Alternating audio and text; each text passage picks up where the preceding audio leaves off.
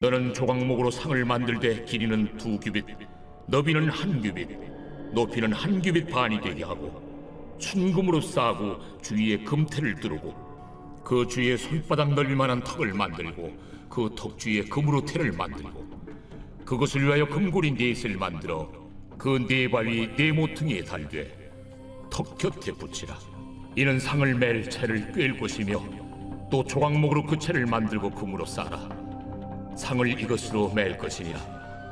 너는 대접과 숟가락과 병과 붓는 자를 만들 때 순금으로 만들며 상 위에 진설병을 두어 항상 내 앞에 있게 할지니라. 너는 순금으로 등잔대를 쳐 만들되 그 밑판과 줄기와 잔과 꽃받침과 꽃을 한 덩어리로 연결하고 가지 6을 등잔대 곁에서 나오게 하되 다른 3가지는 이쪽으로 나오고 다른 3가지는 저쪽으로 나오게 하며 이쪽 가지에 살구꽃 형상의 잔 셋과 꽃받침과 꽃이 있게 하고 저쪽 가지에도 살구꽃 형상의 잔 셋과 꽃받침과 꽃이 있게 하여 등잔대에서 나온 가지 6을 갖게 할지며 등잔대 줄기에는 살구꽃 형상의 잔 4과 꽃받침과 꽃이 있게 하고 등잔대에서 나온 가지 6을 위하여 꽃받침이 있게 하되 2가지 아래에 한 꽃받침이 있어 줄기와 연결하며 또 2가지 아래에 한 꽃받침이 있어 줄기와 연결하며 또 2가지 아래에 한 꽃받침이 있어 줄기와 연결하게 하고 그 꽃받침과 가지를 줄기와 연결하여 전부를 순금으로 쳐 만들고 등잔 7을 만들어 그 위에 두어 앞을 비추게 하며 그 불집게와 불똥 그릇도 순금으로 만들지니 등잔대와 이 모든 기구를 순금 1달란트로 만들되 너는 삼가 이 산에서 내게 보인 양식대로 할지니라. 오늘 말씀은 출애굽기 25장 보인 양식대로 할지니라 입니다.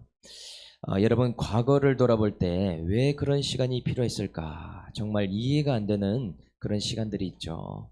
몸이 아프거나 물질에 큰 손해를 보거나 아니면 직장에서 가정에서 고생으로 보이는 시간들과 사건들이 있습니다. 그런데 이 하나님이 명령하신 성막을 만드는데도 예상치 못한 2가지 특이한 부분이 있음을 보고 있습니다.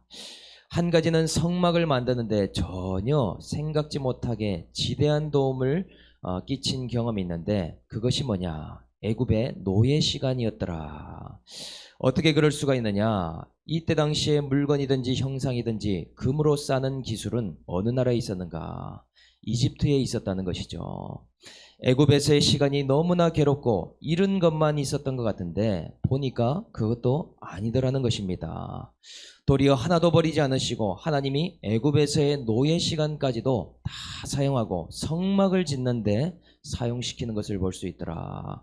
마치 모세가 40년 애굽 왕자의 생활이 출애굽할 때에 지대한 영향을 끼쳤던 것처럼 그대로 쓰임받는 것을 볼 수 있습니다. 또 다른 한 가지는 성막을 만드는 데 있어서도 사람이 생각하는 것과 하나님이 만드는 순서가 정반대라는 사실이더라. 우리는 바깥들에서부터 지성소로 어떻게 하면 들어갈 수 있을까? 제사를 드리는 관점에서 생각하는데 하나님은 성막을 만드는 데 있어서 지성소에서부터 바깥들로 나가면서 만들으라고 이야기를 하는 것을 볼 수 있습니다. 가장 깊은 지성소에서 성소 그리고 바깥들 그리고 덮개로 이렇게 중심에서 바깥을 향하게 만들라라고 하시더라. 그래서 오늘은 어제의 지성소에 이어서 오늘은 성소의 기물을 좀 보려고 합니다. 성소에는 어떤 의미가 담겨져 있을까? 먼저 첫 번째 단락 떡상을 만들라 하십니다. 23절 24절에 보니 너는 조각목으로 상을 만들 때 길이는 2규빗 너비는 1규빗 높이는 1규빗 반이 되게 하고 순금으로 싸서 주위에 금테를 두르고 라고 되어 있습니다. 떡상도 언약궤도 조각목으로 만들라 라고 하시죠. 조각목은 시띠미라고 하는 아카시아 나무라고 했는데 정말 별로 쓸모가 없는 나무입니다. 그 아카시아에서 어떤 대단한 열매가 나오거나 아니면 목재로서 큰 가치가 있는 나무가 아니더라. 아주 흔한 나무인데 단 한 가지 장점이 있다면 광야에서 자라다 보니 열을 잘 견디고 단단하다라는 점, 그 한 가지밖에 없습니다. 이 조각목으로 만드는데 성물을 만들 때 항상 어떤 크기로 만들지를 먼저 알려주셨죠. 오늘도 2규빗과 1규빗, 1규빗 반으로 만들라고 돼 있는데 이걸 센치로 얘기한다면 가로는 90cm이고 세로는 45cm, 높이는 68cm가 되는 크기로 만들라라고 합니다. 이 떡상의 크기가 어제 언약궤의 크기보다는 조금 작은 크기라는 것을 비교해서 우리는 알 수 있습니다. 그런데 역시나 이것 또한 모두를 순금으로 싸라라고 명령하시고 계시다. 그런데 또한 이 떡상을 볼 때에 우리의 모습과도 비슷합니다. 이 조각목처럼 너무나 흔하고 어디서든지 구할 수 있는 것이 바로 우리의 인생들이죠. 하나님이 내가 특별하다고 대단해서 어떤 조건과 기준이 되어서 부르신 것이 아닙니다.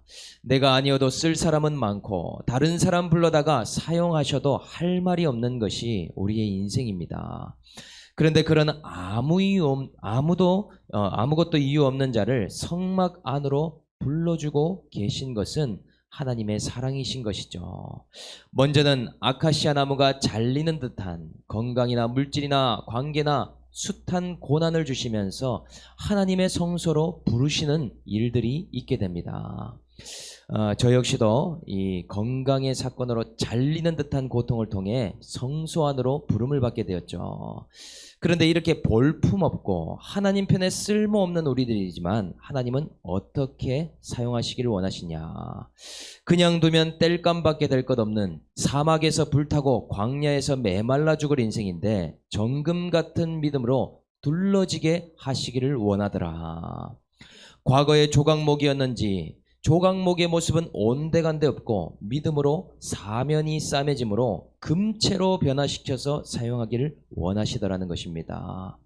우리의 성질은 바꾸시고 그래서 금상이 되게 하시며 금괴가 되게 하셔서 아름다운 성물로 성소에서 쓰임받게 하시기를 원한다. 얼마나 귀한 일입니까?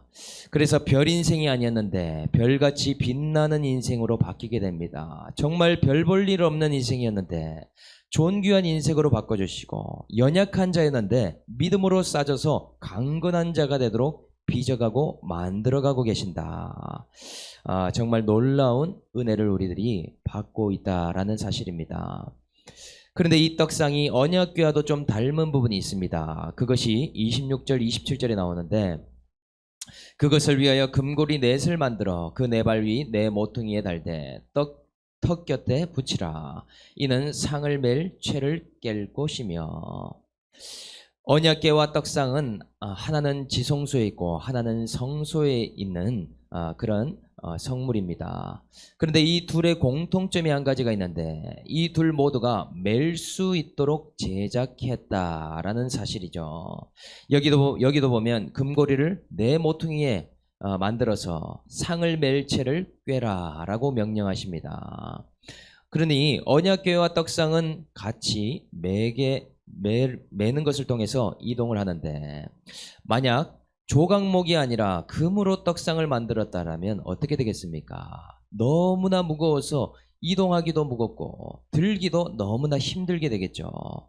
그러니 이 언약궤도 마찬가지고 오늘 떡상도 조각목에다가 금으로 싸면서 충분히 메어갈 수 있도록 가볍게 만들어주고 계시더라. 언약궤와 떡상은 이동에 용이해야 되는 부분이 있기 때문에 이렇게 만들고 있습니다. 그런데 이 둘 다 또 다른 공통점이 있으니 훼손되거나 변질되어서는 안 되는 물품을 담거나 싣고 있더라. 떡상을 만약 손으로 옮긴다면 옮기다가 떡을 떨어뜨리거나 떡이 손에 닿아서 변질되거나 상할 수 있게 되겠죠. 그러니 십계명도 훼손되어서는 안 되고 떡도 변질되면 안 되기에 어깨에 매도록 제작하도록 명령하고 계십니다. 그래서 29절 30절에도 너는 대접과 숟가락과 병과 붓는 잔을 만들 때 상위에 진설병을 두어 항상 내 앞에 있게 할지니라. 이 상에 항상 진설병을 두도록 하라 명령하십니다. 누룩을 넣지 않은 딱딱한 진설병 12개를 항상 진열해 두도록 하게 하신 것이죠. 6개씩 2열로 진열하여서 그것을 먹도록 하였습니다. 그런데 진설병은 맛도 그닥 맛있지 않고 모양도 그리 좋지 못합니다. 이런 떡을 먹으라고 하신 이유가 무엇일까? 우리가 날마다 말씀을 먹는 이유와도 같은 이유인 것이죠. 말씀을 먹고 또 먹으면 그것이 어떻게 되는가? 내가 먹은 것은 곧 내 몸이 되게 됩니다. 좀 싱거워도 자극적이지 않아도 말씀 자체를 계속 먹다 보면 말씀의 사람이 되고 말씀의 몸을 갖게 되더라. 말씀이 내 몸의 일부가 되면 어느 순간 어느 고난의 때에 결정적인 순간에 그 적용을 말씀으로 하게 되어 있더라. 그런데 말씀을 생각하기만 하면 어떻게 되겠습니까? 말씀의 사람이 될 수는 없겠죠. 누가 밥을 먹기를 원하지 밥을 차려놓고 이게 밥이구나. 이것이 밥이 맛있게 생겼구나. 밥 생각만 계속하는 사람이 있다면 그것이 우리의 몸이 될 수 있겠습니까? 그렇게 될 수가 없더라. 너무 생각만 하고 읽기만 하고 연구만 하느라 실제로 그것을 먹지 못하는 사람들도 많습니다. 셰프들도 보면 너무 요리만 많이 하다 보니 본인이 요리를 하다가 냄새를 많이 맡고 음식 자체가 벌써 먹기 싫어서 안 먹는 경우들도 너무나 많더라. 그러니 우리는 오늘 말씀을 읽어도 읽기만 하고 듣기만 하고 넘어가는 것이 아니라 오늘 한 단어 한 가지라도 나에게 주시는 말씀이 있다면 그것을 붙들고 기도하고 그것을 붙잡고 살아가게 연습을 하고 있더라. 그 먹어온 말씀이 생명이 되고 그 들어왔던 말씀이 내 삶을 이끌어가는 놀라운 일들이 있게 되기 때문입니다. 그래서 죽은 사람과 먹는 사람의 공통점은 말이 없다는 것이죠. 내가 말씀을 먹고 있으면 그것 자체로 만족이 되기 때문에 말을 많이 할 이유가 없게 됩니다. 음식이 차려져 있는데 말할 시간도 아까운 것이죠. 맛있게 먹고 포만감을 누리는 것, 그것이 오늘 우리 인생에 주신 축복이더라. 저도 그래서 저녁 먹을 시간이 되는데 계속 애들이 놀다가 늦게 들어오면 밥이 지체될 때 신경이 곤두설 때가 있습니다. 배가 고프고 짜증은 나고 작은 일에 신경질이 날 수도 있겠죠. 오늘 남편들이나 가족의 식구들이 배고프다고 하면 입에 밥을 빨리 넣어주는 그런 적용을 해보시길 바랍니다. 영육 간의 원리가 똑같기 때문이더라. 그래서 두 번째 단락을 보겠습니다. 두 번째는 등잔대와 촛대를 만들라라고 명령하십니다. 32절에 보니 너는 순금으로 등잔대를 쳐 만들 때 그 밑판과 줄기와 잔과 꽃받침과 꽃을 한 덩어리로 연결하고 가지 6을 등잔대 곁에서 나오게 하되 다른 3가지는 이쪽으로 나오고 다른 3가지는 저쪽으로 나오게 하며. 이게 말이 어려워서 이 출애굽기는 참 읽기가 어렵다고 생각하는데 쉽게 얘기하면 성소에 들어갔을 때 왼쪽 편에 있는 등잔대를 만들라 명령하시는 것입니다. 이 등잔대의 다른 이름은 일곱촛대, 금촛대, 등잔, 등대, 이 모든 말이 다 같은 말입니다. 이 촛대가 중간에 기둥촛대가 있는데 왼쪽으로 3개로 오른쪽으로 또 3개, 이 가지를 빼내서 총 7개로 촛대로 만들라라고 명령하고 있습니다. 그러니 하나를 가지고 쳐서 6개를 더 만든 것이 이 등잔대의 모습이다라고 말할 수 있습니다. 아마도 7촛대를 사진으로 본 적이 있으신 분들이 많이 있을 건데 오늘 모르신 분들은 또 한번 찾아보시길 바랍니다. 이 등잔대의 역할이 뭐냐? 지성소에는 언약궤와 속죄소밖에 없기 때문에 캄캄합니다. 들어가면 지성소는 아무것도 안 보이죠. 그런데 이 성소에는 조명이 있습니다. 성소 안을 비추는 역할이 뭐냐? 이 등잔대가 하는 역할이더라. 이 등잔대가 비추는 것 또한 기름으로 이것을 비추고 있습니다. 성막을 만들 때 가져오라고 한 이 등료와 관료, 이 등잔대가 꺼지지 않게 하는 비결이더라. 성소에서 이 등불은 항상 켜져 있어야 하는 것이 생명과도 같은 일입니다. 이 기름이 끊어질 때에 등잔대의 불이 꺼지게 되더라라는 것이죠. 그래서 어제 성소의 인생을 사는 자는 불꽃 같은 하나님의 눈동자 앞에서 있음을 깨닫게 된다라고 했는데 또 다른 기능이 있습니다. 이 등잔대, 이 촛대의 역할이 뭐냐? 성소 안을 밝히면서 떡상과 또 금향단을 비추는 기능을 갖고 있더라. 등잔대는 왼쪽에 있고 떡상은 오른쪽에 있다고 했죠. 이 등잔대가 있기 때문에 떡상이 보이게 되고 떡상 위에 진설병의 떡이 어디 있는지 볼 수 있고 집을 수 있게 만들었다라는 사실입니다. 등잔대에 불이 꺼지면 사람들이 와도 떡상이 어디 있는지 떡을 어떻게 집어야 되는지 알 수가 없게 되더라. 이것이 무엇을 말하는가? 우리 안에 내주하신 성령을 의미하는 것입니다. 등잔대에서 계속해서 기름을 공급하시고 하나님의 자녀들이 말씀의 떡을 먹도록 가능하게 만드시는 분이 바로 성령 하나님이시다라는 사실이죠. 하나님의 백성들은 말씀의 떡을 먹는데 이 성령의 조명 없이는 이 떡을 먹을 수 없게 만들어져 있더라. 우리의 몸이 성소인데 그렇게 지어져 있음을 눈으로 지금 알 수 있게 성소로 보여주신 것입니다. 성령의 기름이 공급되지 않으면 두 가지를 할 수가 없게 되어 있는데 말씀을 먹을 수가 없고 기도를 할 수가 없게 되어 있습니다. 나의 내면의 성소를 밝힐 수도 없을 뿐만 아니라 내 모습도 볼 수 없고 말씀도 씹어 먹을 수가 없는 것이죠. 그래서 그냥 말씀을 먹어야지, 묵상해야지 해서 먹을 수 있는 것이 아닙니다.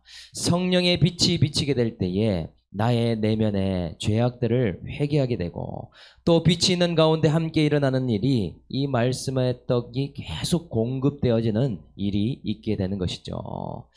그래서 같은 말씀을 묵상해도 인생의 모양이 제각기 다르기 때문에 성령께서 각자에게 알맞게 조명하시고 깨닫게 하시며 또 생각나게 하시며 기도시키는 일들이 이 등잔대를 통하여서 있게 된다라는 사실입니다. 그래서 34절 35절에도 등잔대 줄기에는 살구꽃 형산의 잔넷과 꽃받침과 꽃이 있게 하고 등잔대에서 나온 여섯을 위하여 꽃받침이 있게 하되 두 가지 아래서 한 꽃받침이 있어 줄기와 연결하며 또 두 가지 아래에 한 꽃받침이 있어 줄기와 연결하며 또 두 가지 아래에 한 꽃받침이 있어 줄기와 연결하게 하고 이 등잔대를 만들 때 나오는 키워드가 뭐냐? 연결하고 연결하며 연결하게 하고 연결한다라는 동사가 이 두 번째 단락에서 계속 반복적으로 나오는 것을 우리는 알 수 있습니다. 받침과 줄기를 연결하고 또 줄기와 가지를 연결하게 하는 것, 이 등잔대를 만드는 것의 핵심이더라. 그런데 이 연결하는 것을 어떻게 하는가? 순금을 쳐서 연결시킨다라는 것이죠. 보면 이스라엘이 우상을 만들 때에는 순금을 치지를 않습니다. 금을 녹여서 단번에 부어 만들더라. 금송아지를 만들 때도 보면 금을 녹인 다음에 부어서 한 번에 만드는 것을 우리가 출애굽기에서 볼 수 있습니다. 그런데 금을 쳐서 만든다. 이것은 두들겨서 만들기가 쉽지 않은 일입니다. 시간이 오래 걸리는 일인 것이죠. 이런 방법은 이집트에서도 해오던 것과는 다른 방법입니다. 빨리 그리고 쉽게 인공적으로 만드는 것이 중요한 게 아니라 하나님이 원하시는 모양대로 될 때까지 가정을 가지고 만들도록 지금 명령하고 계시다. 쳐서 만드는데 7개의 가지가 꽃받침이 연결되지 않으면 어떻게 되는가? 그것은 곧 기름이 끊어지고 그 끊어진 곳만 등잔대와 기능의 역할을 할 수 없게 되더라. 등잔대가 연결되지 않은 만큼 캄캄하고 끊어진 만큼 불이 꺼지게 되는 것이죠. 3개는 켜져 있는데 4개는 꺼진다든지 6개는 켜져 있는데 1개가 켜지지 않는다든지 그렇게 될 수밖에 없더라. 오늘 이것이 우리의 신앙의 원리와도 동일합니다. 우리는 말씀을 듣고 무엇을 하는 것인가? 나의 삶을 쳐서 삶의 한 부분 한 부분이 연결되도록 작업을 해 나가는 것이 이 말씀 묵상입니다. 나의 삶에도 하나님과 연결되지 못하고 끊어져 있는 부분들이 너무나 많지 않습니까? 그 부분만큼은 캄캄한 것이죠. 물질의 부분만큼 단절되어 있는 경우들이 있습니다. 신앙은 신앙이고 돈은 내가 벌고 내가 쓰는 거지 연결이 안 되기에 물질에서는 하나님의 주권을 인정하지 못하고 헌금을 내는 것 또한 무서운 일이 되는 것이죠. 물질이 하나님과 단절되고 연결되어 있지 않기 때문에 이렇게 물질을 내가 통제한다고 생각하지만 실제로 끊어져 있기에 더 어려워지는 것이 뭐냐? 단절된 만큼 하나님의 공급도 어려워진다라는 사실입니다. 연결되어 있는 만큼 등잔대에 공급되기 때문이더라. 또 시간에 대해서도 끊어진 경우가 많습니다. 예배는 예배이고 평일의 시간에 대해서는 끊어져서 평일은 내 욕심대로 내 정욕대로 살아가는 모습들이 많이 있죠. 아무도 그 시간을 터치하지를 못한다라는 것입니다. 어떻게 지내고 있는지, 무엇을 위해 사는지, 무엇에 그렇게 열심히 특심이 되어 가고 있는지를 연결되어 생각하지를 못하더라. 그러다 보니 성소로서의 삶을 살아가는데 내 내면의 빛을 비추고 있는 것이 역할임에도 빛이 꺼진 상태로 캄캄한 채로 살아가고 있더라. 그 성소가 성소로서의 역할을 하고 있지를 못하더라라는 것입니다. 그래서 하나님은 우리를 어떻게 다루시는가? 그것이 연결될 때까지 쳐서 그 과정을 통해서 연결시키신다. 하나님 입장에서는 우리를 빨리 만드는 것이 목적이 아닙니다. 쉽게 단번에 만들어지지 않습니다. 우리 인생의 죄성이 정말 질기지 않습니까? 단번에 한 번에 된다면 얼마나 좋을까요? 그런데 시간이 걸리고 또 과정이 필요한 것이죠.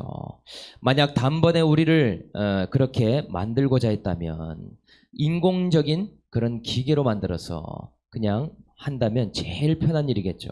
기계라면 오차가 없지 않겠습니까? 그러나 우리를 인격적으로 교제하면서도 또 어떤 일을 해도 자원함과 기쁨으로 하게 하시려고 깨닫고 깨지기까지의 시간을 기다리면서 계속 다듬고 만들고 치고 두들기는 일을 하시더라. 그래서 내 삶과 내 삶의 환경과 사건과 사람을 통해서 두들기기 시작하는데 단절되어 있으면 그것 또한 해석을 잘 못합니다. 인본주의의 무서운 부분이 두들기는 사람이나 환경이나 사건이 나타나면 그것 자체에 주목을 하게 되더라는 것이죠. 그 도구 자체가 하나님의 막대기일 뿐인데 그것을 어떻게 하면 피할 수 있을까 생각을 하게 됩니다. 또 사람 막대기는 그냥 잠시 쓰임받는 도구인데 우리의 배우자 그리고 자녀 우리 직장에 있는 모든 한 사람 한 사람이 나를 다듬고 있는 도구일 뿐입니다. 그런데 우리 배우자에게 사탄이라고 하지 않지 않습니까? 사탄의 막대기가 아니라 하나님의 막대기일 뿐이더라. 만약 그런 사탄이 역사한다면 그 사탄은 어떻게 역사하는가? 내 안에 불안과 두려움을 주는 영이 사탄입니다. 내 안에 두려움을 보지 못하니 자꾸 외부가 두렵다라고 한다는 것이죠. 그 두려움 때문에 결국은 율법의 칼을 들 수밖에 없고 마녀 사냥을 할 수밖에 없는 것입니다. 이러한 일을 행한 것이 바로 바리새인들이었죠. 예수님이 독사의 자식들이라고 한 이유가 뭐냐? 본인도 지키지 못하는 것을 남들에게 지우고 본인의 정죄 판단을 다른 사람들에게도 동일하게 갖도록 눈을 감게 한 것, 그것을 이야기해서 그렇게 말씀하신 것입니다.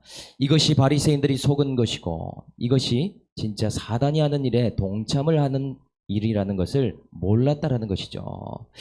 그런데 제가 보니까요, 말 자체를 받아들일 분위기가 아니기에 말을 안 하는 것을 순종이라고 착각하는 경우가 참으로 많습니다. 말 자체를 못하도록 하기에 거기에 의견을 내고 할 말을 조금 한 것을 질서의 불순종이라고 생각한다라고 하는 것이 또한 분별이 안 되는 일이더라. 모든 질서는 군림하기 위한 질서가 아니라 섬기기 위한 질서이고 더 하나님의 뜻을 예민하게 받아들이려고 주신 자리일 뿐입니다. 분별이 안 되니 인간적으로 해석하는 부분이 큰 것이죠. 그래서 보석 상제에서도 나와 있듯이 상처는 우상 숭배, 내 중심에서 오는 일입니다. 모든 것이 내 중심에 있으면 모든 것이 두렵고 상처가 될 수밖에 없는 일이죠. 하나님은 우리를 어떤 환경에서도 상처받게 하시는 것이 아니라 해석하고 훈련받게 하십니다. 성경의 모든 믿음의 사람이 그러했더라. 오늘 우리에게도 사탄 마귀와의 영적 전쟁이 있지만 그 사탄도 하나님의 허락하신 영역 안에서밖에 움직이지 못한다는 것을 우리는 기억해야 됩니다. 내가 욕심을 부리지 않는다면 사탄이 어떤 소용이 있겠습니까? 오늘 해석을 한번 바꿔보십시오. 나를 두들기는 도구나 나를 힘들게 하는 주변 사람을 하나님 편에서 해석해야 되는 일을 해야 된다는 것입니다. 내 주변의 모든 환경이 그렇습니다. 우리의 배우자나 내 자녀도 그렇습니다. 그런 사람과 환경과 훈련이 찾아올 때 우리는 무엇을 알아야 되느냐? 내가 하나님이 생각하는 모양이 될 때까지, 그것이 연결될 때까지 그 훈련이 온다라는 사실을 깨달아야 된다는 것이죠. 내가 만약 힘들어서 하나님의 그 도구를 어떻게 피했다라고 가정합시다. 그러면 또 그 부분을 다른 도구, 새 막대기를 하나님이 가져올 수밖에 없더라는 것입니다.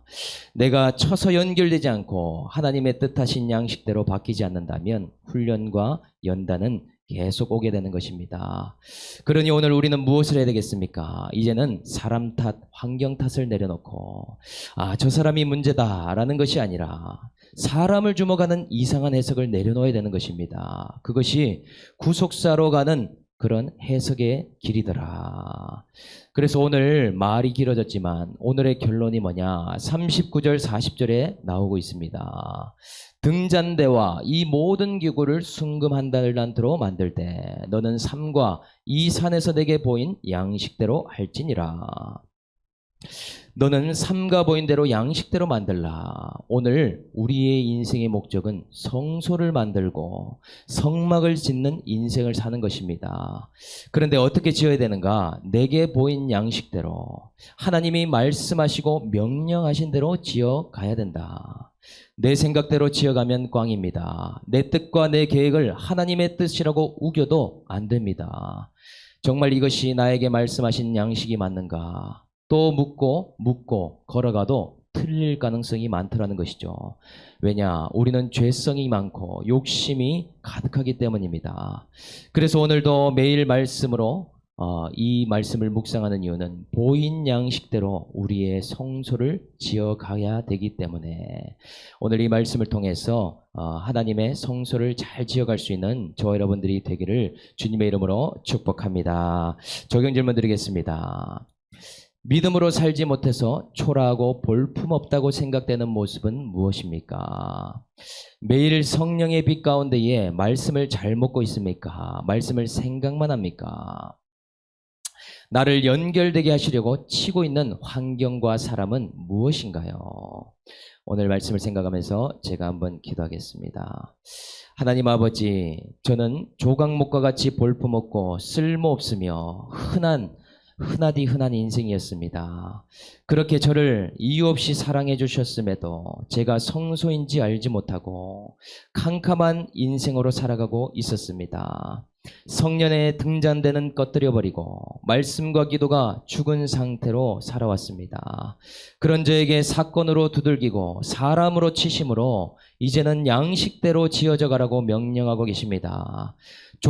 조각목과 같은 나의 모습을 감추고 믿음으로 싸매지기를 원하오니 하나님, 우리 모두가 하나님의 성소로 지어져 갈 수 있는 오늘 한날이 될 수 있도록 역사하여 주시옵소서. 오늘도 이 말씀을 통해서 나에게 주신 환경과 사람과 사건을 통해 연결되고 다루게 하시는 하나님을 발견함으로 그 하나님께 순복하는 저희 모든 세계비전 공동체 되도록 주님 인도하여 주시옵소서. 감사를 드리며 우리를 구원하신 예수님의 이름으로 기도합니다.